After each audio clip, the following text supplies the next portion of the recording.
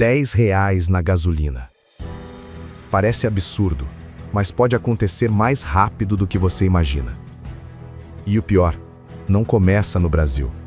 Começa do outro lado do mundo. E quando chegar aqui, não tem governo que segure o preço. Você acordou hoje de manhã, tomou café, olhou o preço do pão e achou caro. Abasteceu o carro e sentiu aquela fisgada no bolso. Chegou no mercado e ficou em dúvida entre dois produtos. Você sabe por que isso acontece? Não é coincidência, não é azar. É uma cadeia. E essa cadeia começa a milhares de quilômetros daqui. Num estreito de água tão pequeno que você provavelmente nunca ouviu falar. Mas esse lugar minúsculo no mapa pode ser o estopim para o Brasil entrar em colapso econômico. E o pior, o governo que deveria te proteger disso está fazendo exatamente o contrário. Hoje você vai entender tudo, o que está acontecendo no Oriente Médio, por que o seu bolso vai sentir e por que as decisões de Brasília podem transformar uma crise lá fora num pesadelo aqui dentro. Se inscreve no canal, curte o vídeo e manda para alguém que precisa acordar para isso, porque o verso do reverso está aqui para mostrar o que ninguém está explicando.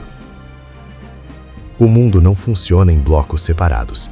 Ele funciona como uma teia de aranha. Você toca num fio e o outro lado treme. Agora imagina que alguém jogou uma pedra no meio dessa teia. É isso que está acontecendo no Oriente Médio. As tensões entre Irã e Estados Unidos estão escalando. Israel continua em guerra.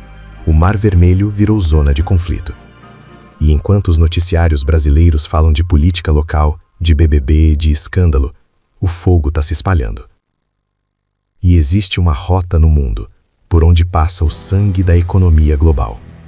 Não é metáfora, é petróleo.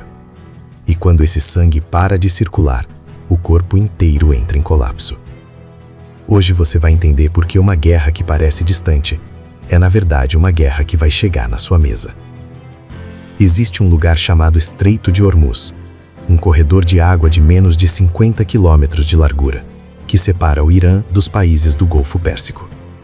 Por esse corredor passa cerca de 35% de todo o petróleo negociado no planeta. Todos os dias. Milhões de barris. Agora imagina isso como uma torneira. Se alguém fechar essa torneira, a Europa para, a Ásia para, os Estados Unidos entram em pânico e o Brasil sente o golpe. O Irã já ameaçou bloquear esse estreito mais de uma vez. Em 2012, o mundo tremeu com essa ameaça. Hoje, com a escalada do conflito, essa ameaça voltou à mesa.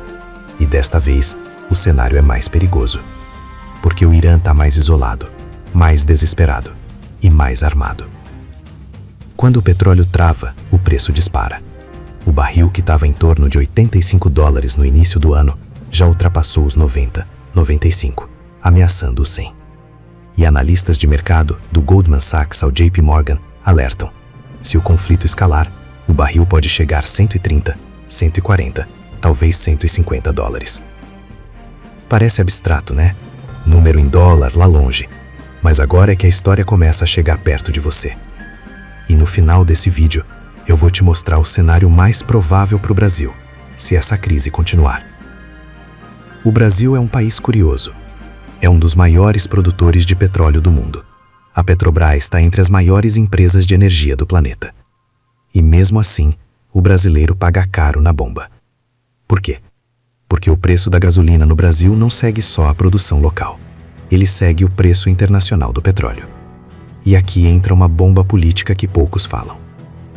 O governo Lula, desde que assumiu, mexeu na política de preços da Petrobras, abandonando o modelo anterior baseado no mercado internacional. Na teoria, serve para proteger o consumidor. Na prática, cria uma defasagem. E quando a defasagem acumula, o ajuste vem de uma vez. De repente, sem aviso, e você acorda numa segunda-feira com a gasolina 20, 30 centavos mais cara. Mas espera, tem mais. O diesel. O diesel é o coração do Brasil. É o combustível que move os caminhões. E caminhões movem tudo no Brasil. Comida, remédio, material de construção, produto industrializado. Se o diesel sobe, tudo que você compra sobe junto. E aqui está a parte que o governo não conta.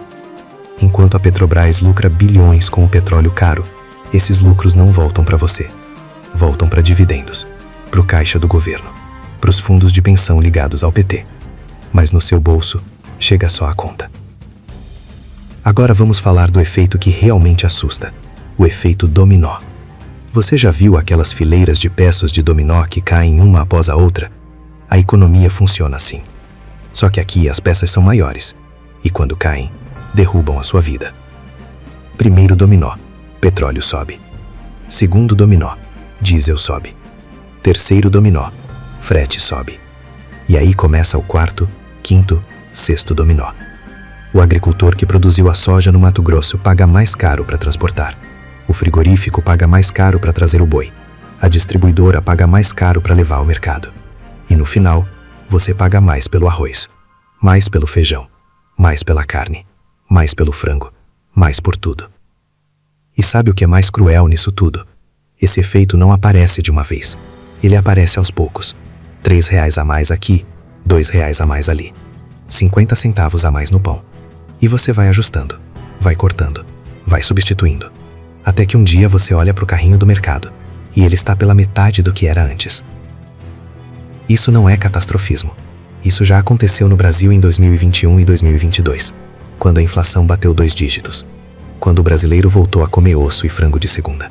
Quando as pesquisas mostraram que metade do país enfrentava insegurança alimentar. A inflação voltou para perto de 4, 5%. Mas os preços não voltaram. Preço que sobe, raramente desce. E se uma nova onda chegar, ela vai empilhar em cima de uma base que já está alta. E não é exagero. Já teve gente no Brasil escolhendo entre abastecer o carro ou comprar comida. Mas o petróleo é só uma parte da história. Tem outro elemento que pouca gente conecta: o dólar. Em momentos de crise global, o mundo foge para o dólar. É o ativo mais seguro do planeta. Então, quando explode uma guerra, quando um estreito fecha, quando o mercado entra em pânico, o dólar sobe. E quando o dólar sobe, tudo que o Brasil imposta fica mais caro. Máquinas, eletrônicos, peças, remédios e o item mais crítico de todos, fertilizantes. O Brasil é um dos maiores produtores de alimentos do mundo, mas tem um calcanhar de Aquiles gigante. O Brasil importa aproximadamente 85% dos fertilizantes que usa. E de onde vem boa parte desses fertilizantes? Da Rússia, da Bielorrússia, do Oriente Médio. Ou seja, as regiões mais instáveis do mundo agora são as que abastecem o agronegócio brasileiro. Quando esses fertilizantes ficam mais caros, a produção agrícola fica mais cara. O custo do agricultor sobe. E o preço do alimento sobe junto, mais uma vez, em cima do que já subiu.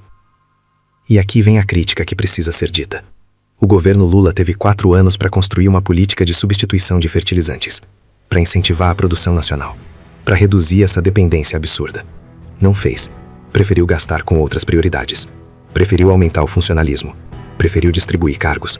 E agora, quando a crise bate na porta, o Brasil está exatamente tão vulnerável quanto estava antes. Tem um elemento que talvez seja o mais perigoso de todos, e ele é invisível. Chama-se confiança, ou melhor, a falta dela. Quando investidores olham para o Brasil em tempos de crise externa, eles não perguntam só sobre o petróleo. Eles perguntam: esse governo tem condições de atravessar a tempestade? E o que eles veem? Veem um governo que em 3 anos já tentou mudar a meta fiscal 4 vezes. Veem um ministro da Fazenda que faz um discurso responsável e um presidente que desfaz tudo numa entrevista no dia seguinte. Veem uma dívida pública crescendo a um ritmo assustador.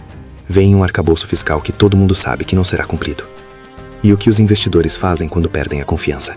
Tiram o dinheiro, vendem os ativos brasileiros e compram dólar. O dólar sobe. E aí você já sabe o que acontece. Em 2024, o real chegou perto de R$6 por dólar. Não porque o Brasil estava em guerra, não porque houve uma catástrofe natural, mas porque o mercado não acreditou nas contas do governo, porque Lula fez declarações atacando o Banco Central, porque a equipe econômica perdeu credibilidade. Imagina agora isso combinado com uma crise externa real, com petróleo a $140, com dólar a 6, 6,5, talvez R$7. Quem paga essa conta? Não é o ministro, não é o presidente. É você, na padaria, no mercado, na farmácia. E quando a inflação volta com força, o Banco Central não tem escolha. Sobe os juros. A taxa Selic, que já está entre as mais altas do mundo, sobe ainda mais. E aí o segundo impacto te acerta. Cartão de crédito mais caro. Financiamento do carro mais caro. Financiamento da casa mais caro. Crédito para o pequeno empresário. Some. O brasileiro que já estava endividado. Afunda mais. O pequeno comerciante que sobreviveu à pandemia. Fecha a porta. O trabalhador que sonhava comprar um imóvel. Assiste o sonho sumir de novo. E o governo Lula vai culpar quem? O Banco Central. Como já fez. Vai dizer que os juros altos são culpa do presidente anterior. Como já disse. Vai anunciar algum programa com um nome bonito e distribuir algum benefício às vésperas das eleições. Como sempre fez. Mas os juros altos, a inflação alta, o dólar alto, esses não aparecem no programa de TV. Esses aparecem na sua conta. Agora vem o ponto que mais importa. O que ninguém tá te dizendo. O Brasil, em tese, poderia lucrar com o petróleo caro. A Petrobras vende mais caro. O governo arrecada mais royalties. Entra dinheiro. Mas esse dinheiro não chega até você. Porque ao mesmo tempo que entra dinheiro pela porta da frente, sai pela porta dos fundos. Sai em gasto público que não para de crescer. Sai em juros da dívida que o governo não consegue controlar. Sai em desvios, em mordomias, em estruturas que só crescem. E o custo de vida sobe, enquanto o salário não sobe na mesma velocidade. E aí o brasileiro vai fazendo o que sabe fazer. Vai se virando, vai pegando o bico, vai cortando o que pode, vai adiando o que sonhava. Não é o fim do mundo, mas pode ser o começo de um período muito difícil. E a maioria das pessoas só vai perceber quando já estiver pagando mais caro por tudo. Quando o 13º não couber mais no carrinho do mercado. Quando a conta de luz vier maior. Quando a parcela do carro apertar. Quando o médico virar luxo. A crise começa lá, mas termina aqui. Na sua mesa. No seu bolso. Na sua vida. Agora você sabe o que está por trás das notícias. Você sabe onde começa o fogo. E sabe por que ele chega até você. A pergunta é simples. Você vai esperar acontecer ou vai se preparar? Conhecimento é poder. E quem entende o mecanismo não é pego de surpresa. Se esse vídeo abriu sua cabeça, se inscreve no canal. Porque aqui no Verso do Reverso, a gente vai fundo. A gente mostra o verso, o que está por baixo, o que ninguém explica no horário nobre. Compartilhe esse vídeo com alguém que precisa ver, porque isso vai afetar todo mundo. E quem avisa, amigo é. Crises globais não começam no Brasil, mas sempre terminam no bolso do brasileiro.